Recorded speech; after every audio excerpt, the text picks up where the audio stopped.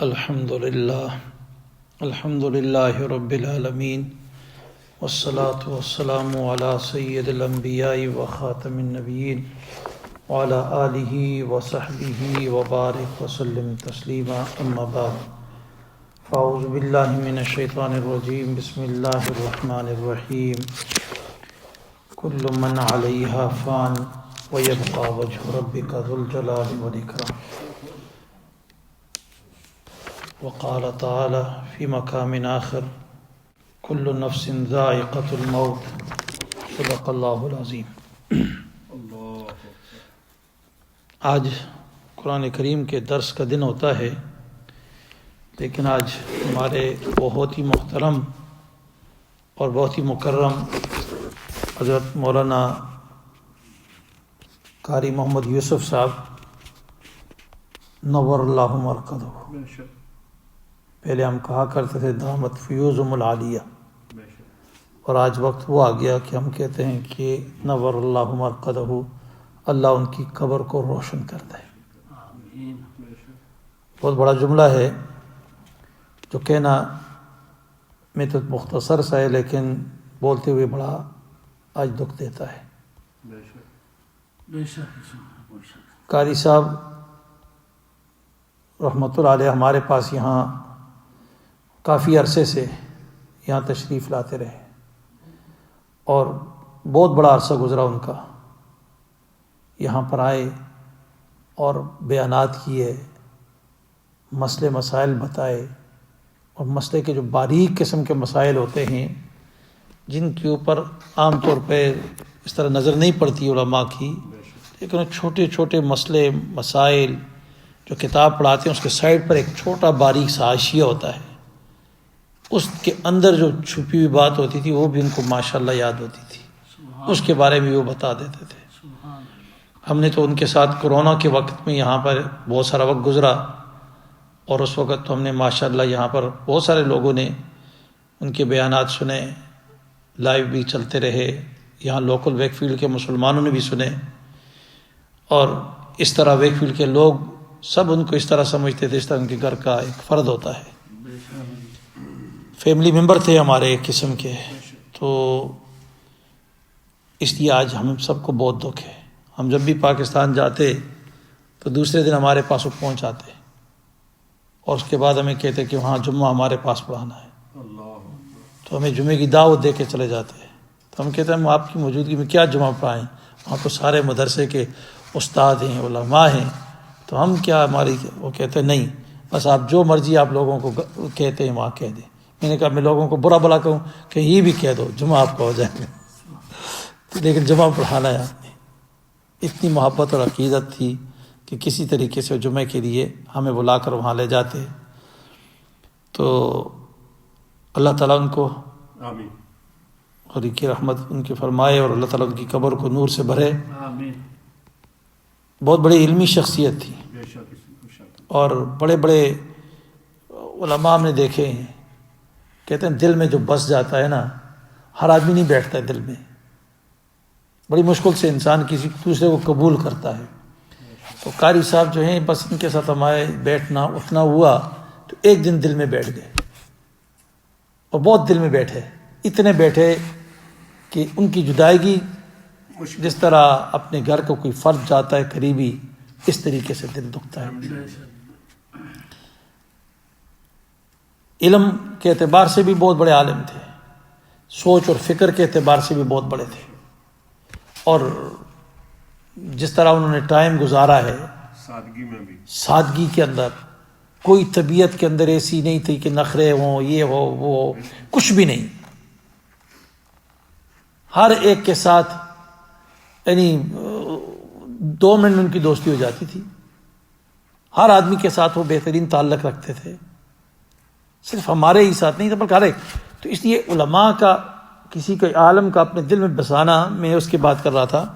تو قاری صاحب جو تھے الحمدللہ، ان کو جب ہم نے دیکھا، پھر ان کی عاجزی دیکھی، ان کا علم دیکھا، ان کا تقوی دیکھا، ان کی پرہیزگاری دیکھی، ان کا عبادت کرنا دیکھا، کیونکہ انسان دوسرے کو پہچانتا ہے سفر میں، کسی آدمی کو پہچاننا اس کے ساتھ سفر کرو، سفر میں اس کے حالات کیسے ہوتے ہیں، کس طرح چیزیں ہوتی ہیں، رویہ ہوتا ہے، تو ساری چیزیں انسان کے سامنے آ جاتی ہیں کہ آدمی سفر میں کیسا ہے، اس کی ہر چیز انسان کے سامنے اوپن ہو جاتی ہے۔ تو قاری صاحب ہمارے ہاں تو یہ یہاں رہے، سفر میں بھی ان کے ساتھ رہے، ماشاءاللہ، اللہ تعالیٰ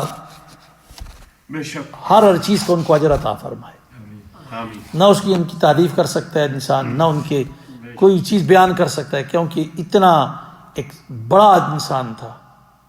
اور جس طرح میں نے کہا، علم کے اعتبار سے بہت بڑی شخصیت گزری ہے قاری صاحب۔ یہاں تو ہم نے ان کو دیکھا، پھر پاکستان میں ہم مسلسل دورہ تفسیر قرآن کریم کا پورا دورہ، یعنی مکمل قرآن کریم رمضان کی جو چھٹیاں ہوتی اس میں وہ شعبان سے شروع کرتے اور رمضان کے کسی آگے جا کے آخری ایام میں اس کو مکمل کر لیتے۔ اور بڑا زبردست، میں یہاں پر ان کا لائیو سنتا رہا پروگرام، اتنا مزہ آتا تھا ان کی تفسیری نکات جو ہوتے تھے یا وہ تفسیر جس طرح بیان کرتے تھے، بڑی ہی زبردست طریقے سے، بڑا علمی انداز، جامع، معنی اور مختصر، اور قرآن کریم کی ان کی تفسیر ہوتی تھی۔ اسی طرح پھر دورہ حدیث وہاں نہیں پڑھاتے، مشکات تک پڑھاتے تھے۔ تو میں اور چھوٹے بھائی مفتی طارق علی شاہ نے ہم نے ان سے کہا، درخواست کی کہ یہاں آپ دورہ حدیث شروع کریں۔ وہ نہیں پڑھاتے تھے، نہیں شروع کرتے تھے، ہم نے زبردستی ان کو شروع کروایا، حتیٰ کہ طلباء کے لیے کتابیں بھی مہیا کی گئی، وہ دارالحدیث بنایا بھی گیا، اب دارالحدیث بھی بن گیا وہاں پر۔ ابھی بخاری شریف کا وہ سلسلہ بھی انہوں نے شروع کیا، اور خود پڑھائی انہوں نے بخاری، جب سے شروع کیا اور آج تک خود بخاری پڑھاتے رہے، اور دورہ حدیث کی بڑی بڑی کتابیں حدیث کی وہ خود پڑھاتے رہے، اکیلے اتنے اسباق پڑھاتے رہے۔ تو اس سے معلوم ہوتا ہے کہ بہت بڑی علمی شخصیت، بڑے بڑے اساتذہ سے انہوں نے علم حاصل کیا ہے۔ جس طرح یہ تفسیر جو پڑھی ہے انہوں نے، شیخ القرآن حضرت مولانا غلام اللہ خان صاحب رحمۃ اللہ علیہ، یہ راول پنڈی کے اندر ہوتے تھے، راجہ بازار کے اندر تعلیم القرآن نامی مدرسہ، بڑے بڑے عالم تھے، بہت بڑے مفسر قرآن تھے۔ ان کے پائے کا عالم بھی اس وقت تفسیر کے اندر بہت بڑی مہارت تھی ان کو۔ تو پورے پاکستان سے لوگ جو ہے وہاں آ کر ان کے یعنی علماء جو شوق رکھتے تھے تفسیر کا، تو جا کر وہاں پر ان سے وہ علم حاصل کرتے، تفسیر پڑھا کرتے تھے۔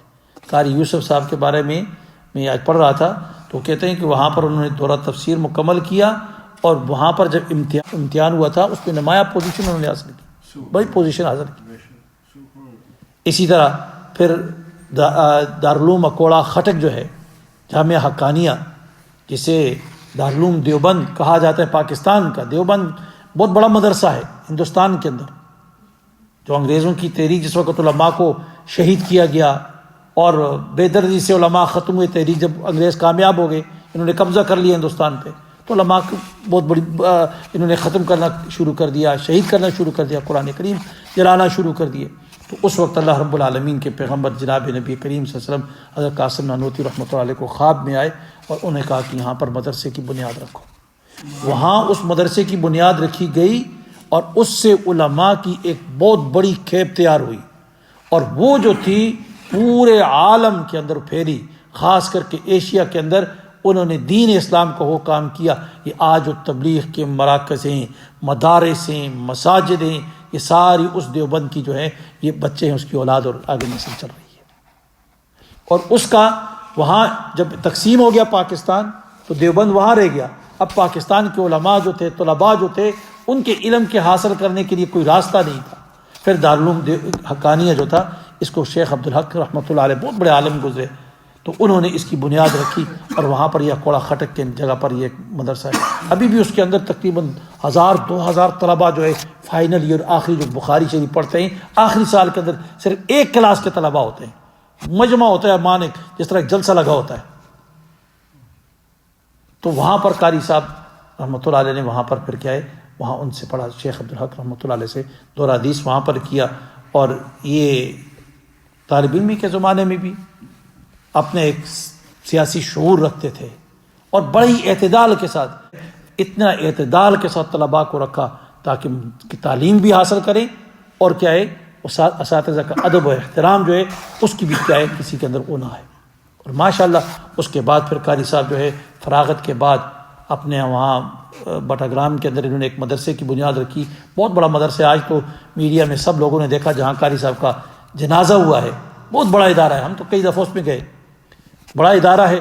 وہاں پر قاری صاحب رحمۃ اللہ علیہ اس مدرسے کی بنیاد رکھی. پھر وہاں سے انہوں نے طلباء کو تعلیم دینا شروع کی اور الحمدللہ کئی ایک ہزاروں کی تعداد میں ان کے شاگرد تھے. علوم نبوت سے ان کے سینوں کو منور کیا. اور اس جو اسلامی تعلیمات ہیں اس کے ہر یعنی کیا کہتے ہیں اس کا فن جو ہے، اس فن کے قاری صاحب ماہر تھے، ہر فن کے، جس کے ہر فن مولا. تو قاری صاحب منطق ہے، فلسفہ ہے، تفسیر ہے، فقہ ہے، حدیث ہے، اصول حدیث ہے، اصول فقہ ہے، ہر چیز کے اندر کیا ہے وہ مہارت رکھتے تھے، ان کو مہارت حاصل تھی. پھر قاری صاحب رحمۃ اللہ وہاں پر سیاسی میدان میں، وہاں ظاہر قوانین کا نظام تھا، جنبے ہوتے تھے. اس جنبہ سسٹم میں قاری صاحب نے قوانین جو تھے یہ غریب لوگوں پہ تھوڑا ظلم کرتے تھے، بڑی زیادتی ہوتی تھی کیونکہ ان کے مزارے ہوتے ہیں اور یہ غریب لوگ ان کے ساتھ بڑی زیادتیاں ہوتی تھیں. تو قاری صاحب رحمۃ اللہ علیہ الیکشن میں جمعیت علماء اسلام کی طرف سے اس کے مقابلے میں آئے. اور جب الیکشن میں کھڑے ہوئے تو اللہ کے فضل سے وہاں پر انہوں نے دو بڑے بڑے قوانین، ان سے کوئی جیتنا کسی کا تصور بھی نہیں. جس طرح حالانکہ پنجاب میں بڑے چودھری ہو تو اس کے مقابلے میں ایک مولوی صاحب آ جائے میدان میں، بڑی مشکل بات تھی. تو قاری صاحب ان دو بڑے بڑے قوانین کے مقابلے میں آئے میدان میں اور الیکشن میں حصہ لیا اور الحمدللہ ان کو شکست دی. پہلی دفعہ اسمبلی میں ممبر پہنچے بن کر، اور اسی اسمبلی کے اندر بھی وہاں اپنے مدرسے کی تعلیم کو بھی نہیں چھوڑا، سادگی کو بھی نہیں چھوڑا. اسی طرح ممبر قومی اسمبلی کا ہے. کوئی کسی جگہ میں ہم جاتے کہتے ہیں یہ قومی اسمبلی کا ممبر ہے، وہ قاری صاحب کو اس طرح دیکھتے یہ قومی اسمبلی کا پاکستان کی ممبر ہے. لوگوں کے تصور میں تھا کہ قومی اسمبلی کا ممبر بڑے شملے والا اور بڑے کپڑوں والا، پرفیومیں لگی ہوئی اور اس کے جوتے، اس کی چال چلن، اس کا اٹھک بیٹھک عجیب سا ہوتا ہے. لیکن قاری صاحب رحمۃ اللہ علیہ اسی طرح سادگی کے اندر کئی دفعہ ہم وہاں پارلیمنٹ ہاؤس لاجز میں بھی ان کے گئے، ملاقات بھی ہوئی. بلکہ ایک دفعہ میں نے وہاں سے سفر مجھے کروایا، ہم وہاں پر اسلام آباد آ رہے تھے مولانا صاحب سے ملاقات کے لیے، تو مجھے ہم اکٹھے سفر کیا. پھر رات کو ان کے پاس ہی وہاں پارلیمنٹ لاجز میں رہا. اتنا سادہ طبیعت کا انسان. ایک دفعہ جیتے، پھر دوسری دفعہ پھر انہوں نے کیا کیا، دوسری مرتبہ دونوں خانہ اکٹھے ہو گئے ان کے خلاف. پہلے ایک مقابلہ آپس میں، دوسری مرتبہ وہ دونوں اکٹھے ہوئے کہ اس کو یہ مولوی صاحب اس کو آگے نہیں لانا ہے، اس کو شکست دے دی ہے. کیونکہ وہاں علماء کے بارے میں جس طرح تصور ہمارے پاکستانی کلچر میں ہے تو وہ تو ہے ہی ہے نا. تو وہاں پر ان دونوں نے کہا، قوانین کے دماغوں میں تو اور زیادہ تھوڑی سی چیز ہوتی تھی. انہوں نے کہا یہ مولوی جیتتا ہے تو اس کو شکست دو. تو انہوں نے دونوں اکٹھے ہو گئے. جب انہوں نے اکٹھ کر لیا اور قاری صاحب رحمۃ اللہ علیہ پھر انہوں نے دوبارہ ان کو شکست دے کے پھر پارلیمنٹ کے اندر پہنچ گئے. 2 مرتبہ وہ پاکستان قومی اسمبلی کے ممبر بنے. کس وجہ سے؟ کہ انہوں نے اپنے اخلاص، للہیت، سادگی. آج اس کے جنازہ جس طرح آپ دیکھا ہوگا لاکھوں ہزاروں کی تعداد میں لوگ وہاں پر موجود ہیں، ہزاروں کی تعداد میں. پھر دوسری دفعہ 2 الیکشنوں میں وہ باقاعدہ جیتے. اور جس طریقے سے وہ ہمارے الیکشن پہ وہ ڈاکے ہوتے ہیں، تو جج صاحب نے کہا قاری صاحب آپ تو جیتے ہوئے ہیں، لیکن مسئلہ یہ ہے کہ اگر آپ بھی ڈٹ گئے تو ہم بھی ڈٹ گئے تو کام خراب ہو جائے گا، اس لیے عزت اسی میں آپ بھی گھر میں چلے جائیں، بیٹھ جائیں. تو دونوں دفعہ بعد کے الیکشنوں میں ان کے کیا ہے اس پہ ڈاکہ ڈالا گیا اور ان کو کیا ہے جبرن شکست دی گئی. حالانکہ قاری صاحب کے مقابلے میں دوسرا کوئی آدمی نہیں جیت سکتا. وہاں پر تو قوانین، پھر بعد میں یہ صورت حال ہو گئی کہ قوانین قاری صاحب کے جنبے میں آتے اور ان کے ساتھ کھڑے ہوتے. اور قاری صاحب اتنا ہوشیار انسان کہ ایک قوانین کے ساتھ بھی ہر قوم کے افراد کے ساتھ انہوں نے لگا کے رکھی اور سب کو جوڑ کے رکھا اور ایک کیا ہے مضبوط قسم کا اپنا گروپ بنایا اور جنبہ بنا کر انہوں نے الیکشن ملا. صوبائی سیٹیں جو ہوتی تھیں وہ قوانین میں دے دیتے اور قومی کی اسمبلی کی سیٹ خود لے کر اس طریقے سے ان کو بھی جمعیت میں کھڑا کرتے اور خود بھی جمعیت میں رہ کر اس طریقے سے انہوں نے الیکشن کو جیتا، پھر مینیج کرتے تھے. تو الحمدللہ قاری صاحب کا ایک بہت بڑا اچھا سفر گزرا. آخر میں یہاں جب آئے تھے تو ان کو کچھ تکلیف ہو گئی تھی. تکلیف تو ہمیں پتہ چل گئی تھی کیا تکلیف تھی, ہم نے ان کو نہیں بتاتے تھے. ڈاکٹر سہیل قادری صاحب جو ہمارے یہاں پہ تھے انہوں نے ہمیں بتا دیا تھا کہ ڈاکٹر صاحب کو اندر کچھ کینسر وغیرہ کچھ اس طرح کی تکلیف ہے. لیکن الحمدللہ اس کے بعد بھی قاری صاحب 2 سال تک تقریباً وہ ٹھیک ٹھاک رہے, ٹائم گزارا انہوں نے. موت جو ہے بیماری سے نہیں آتی, یہ یاد رکھیں. موت بیماری سے نہیں آتی کبھی بھی, موت اپنے وقت پر آتی ہے. جس کا وقت مقرر ہو جائے اس کو دنیا کی کوئی طاقت نہیں روک سکتی. ابھی کراچی میں ریسنٹلی وہ پلازے میں آگ لگی, کتنے جس کی موت تھی وہ اندر پھنسے رہے اور جس کی موت نہیں تھی وہ باہر نکل کے چلے گئے. تو گویا جس کی موت لکھی ہوتی ہے, جہاں لکھی ہوتی ہے, جس حال میں لکھی ہوتی ہے وہ آ کے رہتی ہے. تو قاری صاحب رحمۃ اللہ علیہ ان کی بھی موت جو ہے وہ اتنا عرصہ نہیں تھی, بیماری سے موت نہیں تھی بلکہ ان کے ٹائم کی موت تھی. اب اللہ رب العالمین کا ایک دوسرا نظام دیکھیں. قاری صاحب کا قرآن درس بخاری شریف کا ختم ہوا, بخاری شریف پڑھائی نا مدرسے کے اندر, ان کے طلباء کی اسناد تقسیم ہوتی ہیں, ان کو سروں پہ پگڑیاں باندھتے ہیں, تو یہ اس طرح پروگرام ہوتا ہے. تو اب قاری صاحب وہاں اسپتال میں تھے, بیمار تھے, تو وہاں سے ان کو یعنی 1 مہینہ تقریباً ہوا ہے, 3-4 ہفتے پہلے وہ بیمار ہوئے. اور اس دوران ان سے ہماری فون پہ بات بھی میری ہوئی. میں نے قاری صاحب کو یہاں سے فون کیا, میں نے کہا قاری صاحب آپ آئیں ادھر انگلینڈ میں آ جائیں, تھوڑا سا چندہ بھی ہو جائے گا, آپ کے مدرسے کا تعاون بھی ہوگا, اور آپ کو ہم کھلائیں گے پلائیں گے, آپ کی جان بنے گی, صحت بنے گی, تو آپ آئیں ہمارے ساتھ. تو مجھے کہنے لگے میں ضرور آؤں گا, انشاءاللہ میں تھوڑا ٹھیک ہو جاؤں تو میں آؤں گا, چندہ ہوا نہ ہوا اس کو چھوڑیں باتیں, لیکن میں ضرور آؤں گا, چلو کچھ نہ کچھ وہاں پر رہیں گے, آپ کے ساتھ ٹائم گزار لیں گے. یہ بھی مطلب ہے ہفتہ شاید یا 10 دن پہلے میری بات ہوئی تھی ان سے, تو کہنے کہ میں آؤں گا. تو گویا اب اس کے بعد ختم بخاری کے موقع پر وہ پھر اس دوران مہینہ ہوا اسپتال چلے گئے, اور اس کے بعد پھر ختم بخاری کے موقع پر وہاں پر تشریف لائے اور بیٹھے رہے پورے پروگرام میں, اور وہاں پر انہوں نے نصیحتیں کی ہیں جو واقعتاً وہ سننے کی, جو باتیں کی ہیں وہ اس طرح باتیں ہو رہی تھیں وہ جس طرح سفر آخری ہے, سفر آخری ہے, تو آخری سفر جس طرح ہوتا ہے, تو انہوں نے اپنی نصیحتیں کی, کتابوں مدرسے کے اندر اسباق استاذوں کو تقسیم کیے, اور یہ سارا نظام ہوا. ختم بخاری کے اندر بڑا مجمع تھا, بڑے علماء آئے ہوئے تھے, اور سب نے وہاں پر قاری صاحب کی آخری جو باتیں تھیں سب نے سنی. سب اسی طرح مغموم تھے, پریشان بھی تھے, کیونکہ علاقے کا بہت بڑا نقصان ہوا ہے. ضلع بڑگرام کے اندر اتنا بڑا عالم دوسرا کوئی نہیں, بلکہ ہمارے پورے ہزارہ ڈویژن میں جو اس وقت جو تھے قاری یوسف صاحب جو ہے وہ نیچے ہری پور سے لے کر کوستان تک یہ ہے علاقہ پورا, اس کا یہ سب سے بڑے عالم دین تھے. تو اللہ رب العالمین سے ہماری دعائیں, کتنی ہم ان کی باتیں کریں, کیا کیا خوبیاں ان کی بیان کریں, نہیں کر سکتا انسان. بڑے نیک انسان تھے, یہاں تہجد گزار تھے, قرآن کریم کی تلاوت کبھی ان کا ایک معمول تھا, روٹین ہوتی تھی, وہ اپنا قرآن کریم اس کے مطابق پڑھتے تھے.